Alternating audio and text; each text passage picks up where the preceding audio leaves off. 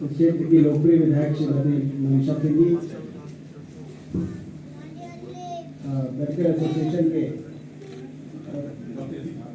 अध्यक्ष आदरणीय डॉक्टर त्रिपाठी जी, आदरणीय अमिता चोपड़ा जी, आदरणीय हमारे कमल प्रताप सिंह जी, यहाँ पर उपस्थित जिले के कलेक्टर केदार जी और एसपी साहब,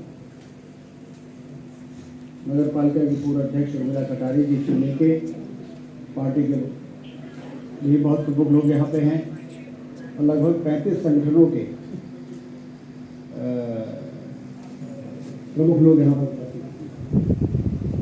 संतोष चौहानी जी कार्यक्रम का संचालन कर रहे हैं।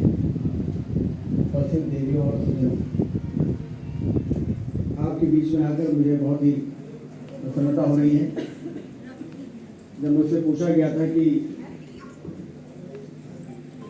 कौन से जिले का प्रभार चाहिए, तो मैंने कहा कितने जिलों के प्रभार मिल रहे हैं, तो कहा 2 जिलों का, तो उनका एक शेड्यूल कर दीजिएगा, बाकी 2 उसके पीछे आपकी आत्मीयता और आपका प्रेम। मुझे याद है जब हमारी सरकार नहीं थी और एक बार हम आए थे यहाँ पर शेड्यूल में अविश्वास प्रस्ताव कमलनाथ जी की सरकार में हमारे अध्यक्ष को हटाने के लिए लाया गया। उस समय पार्टी ने मुझे जिम्मेदारी दी थी कि शेड्यूल जाके और यह अविश्वास प्रस्ताव 5 नवंबर को देखना। तो जब मैं आया तो सर्किट हाउस में अंदर तो पूरा पैक था ही, बाहर में 1-1 किलोमीटर तक गाड़ियाँ खड़ी थी। तो हमने कहा बहुत कोई लगता है कांग्रेस का कोई नेता है, मंत्री नहीं आया, कहीं और दूसरी जगह चलते हैं रोकने के लिए, क्योंकि हम तो विपक्ष में थे। लोगों ने बताया नहीं कि ये सब आप ही के लिए इकट्ठा है और यहाँ पर सबको मालूम करके आने वाले हैं। तो बाकी तो पार्टी के जो लोग हैं ही, लेकिन बाकी लोग भी यहाँ पर, तो इस प्रकार का स्नेह और प्रेम।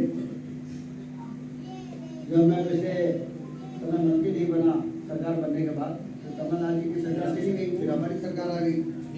सरकार तो आ गई लेकिन मंत्री हम नहीं बन पाए थे, तो मंत्री तो बनने का निर्णय केंद्र समय पर लेना अपने तरीके से। तो जितना रीवा के लोग दुखी नहीं थे उतना शेड्यूल के लोग दुखी रहते हैं। तो ये आपका स्नेह और प्रेम था, जो कि अभी तो स्वाभाविक है, लेकिन उस समय भी बिल्कुल सभी लोग अपने अपने स्तर पर यहाँ भी मिलते थे। तो इसलिए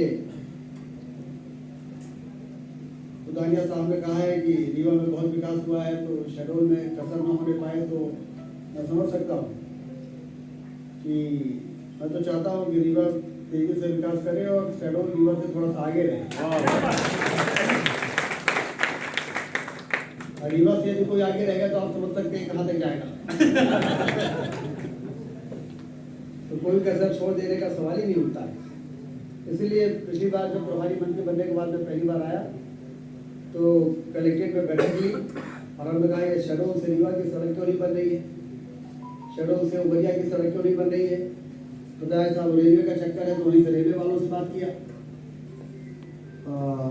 तो वो सारी समस्या दूर हो गई। और एमपीआरडीसी और क्या वजह है, क्या कमियां हैं, तो इसलिए अब मुझे बताया गया है कि बहुत तेजी से काम चल रहा है और बहुत जल्दी ये दोनों सड़कें पूरी हो जाएंगी।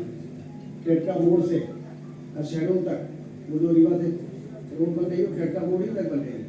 खेड़का मोड़ से शेड्यूल तक के लिए 200 करोड़ रुपये अलग से मंजूर हो गए हैं, जो कि फिर शेड्यूल से वहाँ तक पूरी सड़क बन जाएगी।